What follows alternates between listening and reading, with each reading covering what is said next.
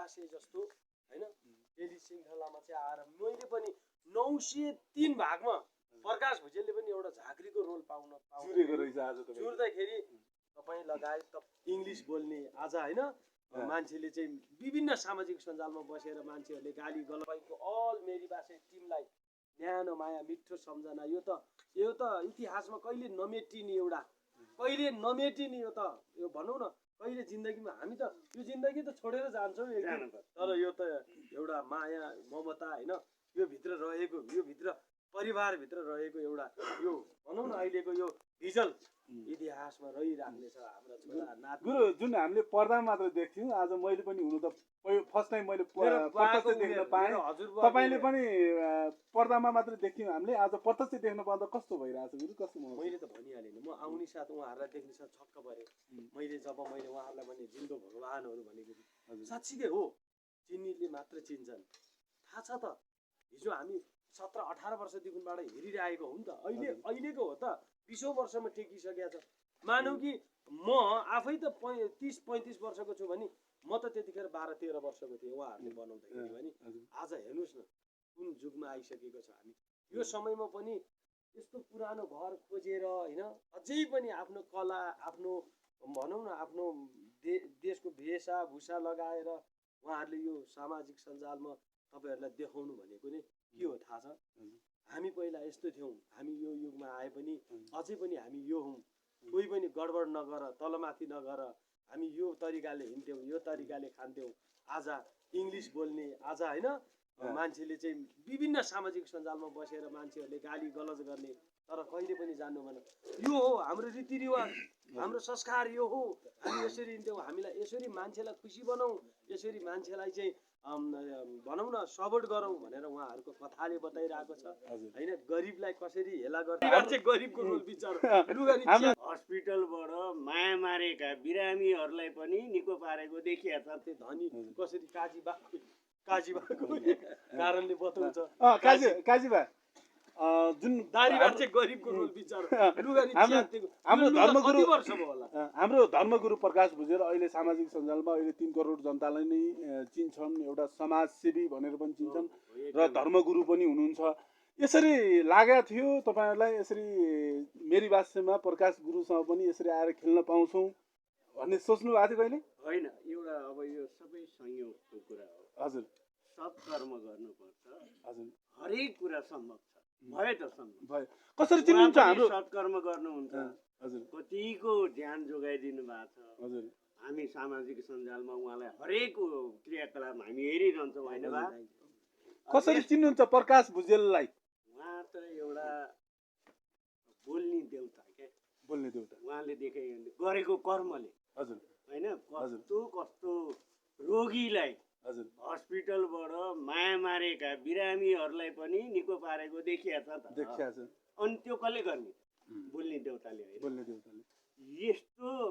मान्छे आज हाम्रो मेरी भाषा कसरी चिन्नुहुन्छ धर्मगुरु प्रकाश भुजेल झाँक्री भनेर चिन्नुहुन्छ कि समाजसेवी अथवा बोल्ने देउता त भनिहाल्नु भयो दुखी गरिबका भगवान कसरी अहिले त केही दुखी गरिबहरूलाई धेरैलाई हेर्नु भएको छ दुखी गरिबका भगवान पनि भन्ने गर्छन् तपाईले चाहिँ कसरी हेर्नुहुन्छ सेम त्यही नै हो त्यस्तो आपतमा परेकाहरूलाई हजुर त्यस्तो रोगीहरूलाई निको पारिदिनु भएको छ भने त्यो शक्ति बिना कसले गर्न सक्छ हजुर त्यो शक्ति परमेश्वरले उहाँलाई दिनु भएको छ अझ योभन्दा बढी दिउन् पहिला नै चिन्नुहुन्थ्यो कति भयो प्रकाश गुरुलाई चिन्न थाले तपाईले अब उहाँ फेरि गोठाटार एरियामै बस्नुभएको तर मैले भेट्न पाएको थिइनँ म पनि तपाईहरुको माया किन तपाईहरुले नचाहेर कि उहाँले नचाहेर कि अथवा संयोग नमिलेर कि होइन तपाईहरुको आशीर्वादले हामी दुईजना एकदमै सत्कर्ममै लाग्न पाइराखेका छौँ पहिले सडक नाटक भनेर मैडाकोट जान्छौँ हजुर विष्णु गैरेजीसित हाम्रो भाइब्रेसन मिडिया छ हजुर सडक नाटकको जनचेतनामूलक सडक नाटक स्कुलका विद्यार्थीहरूदेखि अभिभावकहरूलाई लैङ्गिक हिंसा धुम्रपान मद्यपान लागु पदार्थ दुर्व्यसनी बाल विवाह लैङ्गिक हिंसा अनि दाइजो प्रथा यो सब गर्नु हुँदैन यसको यो कुप्रथालाई हटाउनु पर्छ यो लागु पदार्थ दुर्व्यसनी ज्यानमारा तत्त्वलाई हाम्रो देशबाटै निमिटान्ने पारेर भगाउनु पर्छ भनेर हामी अहिले पनि जोस जाँगरका साथ लागिरहेछौँ 71 वर्षमा हेर्नु 70 पुरा हुनलाई 71 के भन्नुहोस् न हजुर यो क्षेत्रमा लागेको कति भयो म 35 सालदेखि हो ए 35 साल 35 सालदेखि मैले भनिसकेको छु मेरो छिमेकी जोरपाटी युवा क्लब म चाहिँ गोठाटार गाविस जोरपाटी युवा क्लब र बौद्ध युवा क्लबले एउटा सडक नाटक गर्नुभएको थियो मञ्च बनाएर कि आजसम्म निरन्तर यी उहाँहरूको माया आशीर्वाद तपाईँहरूको माया आशीर्वाद भगवान् रूपी दर्शकहरूको माया आशीर्वाद लागिरहेछ त्यस्तै सत्कर्म गर्ने उहाँले अब सत्कर्म गर्नेको आज दमका भेट परमेश्वरले गराइदिनु भयो आज तिनैजना एउटा मनकारी I love you. हुनुहुन्छ दाढीबा पनि हुनुहुन्छ यहाँ हामी त पहिला नैदेखि सानैदेखि अर्को घरमा हेर्न जान्थ्यौँ रङ के अरे गुरुले भने जस्तै सादा black and white black and white टिभीमा दाढीबा र हामीले गोप्तेकाजी भनेर चिन्छौँ होइन अब यो मेरी भाषाको कुरो त अलि पछिको कुरो भनौँ हजुर मैले बालेर मैले हजुर नेपाल टेलिभिजनको सुरुवाती हजुर एपिसोडदेखि खेलेको ए नेपाल टेलिभिजन 41 सालमा आयो हजुर त्यो 41 सालमा अन एयर भएको हजुर टेलिड्रामा टेलिफिल्म आधा घन्टाको हजुर पृथ्वी नारायण शाह भन्ने ड्रामा थियो ए त्यसमा पनि अभिनय गरियो त्यसपछि सिरियलहरू पनि टाढाको बस्तीमा फुल्टे दमाई चक्रव्यूहमा हामी दुईजना सँगै छौँ जनक बाबा हजुर कृष्ण मल्ल सरले बनाउनु भएको हजुर त्यसपछि रुद्रराज पाण्डे बुवाले बनाउनु भएको सिरियल सन्तोष पन्तजीले बनाउनु भएको सिरियल लय सङ्ग्रौला रमेश बुढाथोकीदेखि लिएर सबै सिरियलहरूमा काम गरियो कन्टिन्यू 46 सालसम्म 45 सालसम्म त्यसपछि चिनु फिल्म कोसेली फिल्म बन्न थाल्यो त्यसपछि त्यो फिल्ममा बिजी भइयो यसरी अहिलेसम्म म एकैछिन दाढीबा हुनुहुन्छ दाढीबा आज प्रकाश गुरुसँग यसरी एउटै सिरियलमा एकैचोटि आज यसरी भेट हुँदा कस्तो लागिरहेछ त्यसै नै खुसी लागिरहेछ नि हजुर यो त खुसीको खेल हो कति भयो गुरुलाई प्रकाश गुरुलाई चिन्न थाल्नुभयो यो नराटिकन भन्नु पर्दाखेरि म चाहिँ कुवाको भ्यागु त हजुर किन? नराटिकन भन्नु पर्दाखेरि यहाँ चाहिँ अब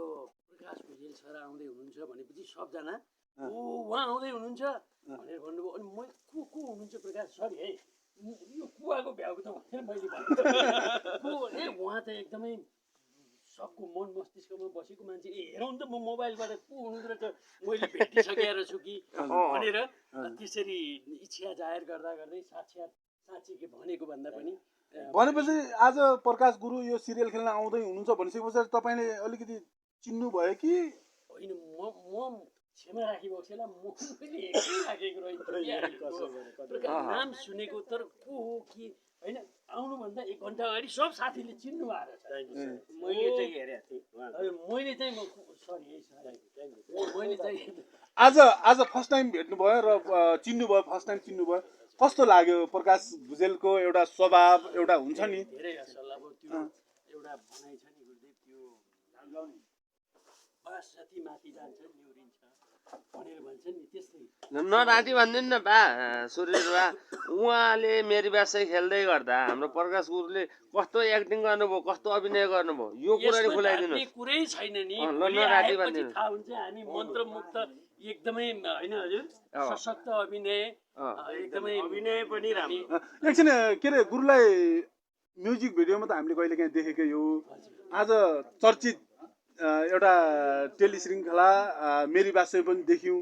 योभन्दा अलिकति माथि फिल्ममा देख्ने हामीले मौका पाउँछौँ कि पाउँदैनौँ कस्तो लाग्यो आज तपाईँहरूलाई हाम्रो शुभकामना छ होइन एकदमै शुभकामना छ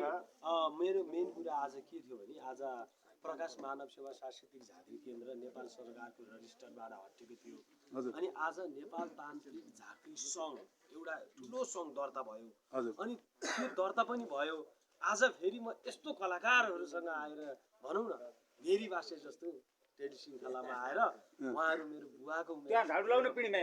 उमेरहरूको उमेरसँग बस्दा विशेष गरी यहाँको डाइरेक्टर होइन प्रोड्युसर होइन यहाँनिर जति हुनुहुन्छ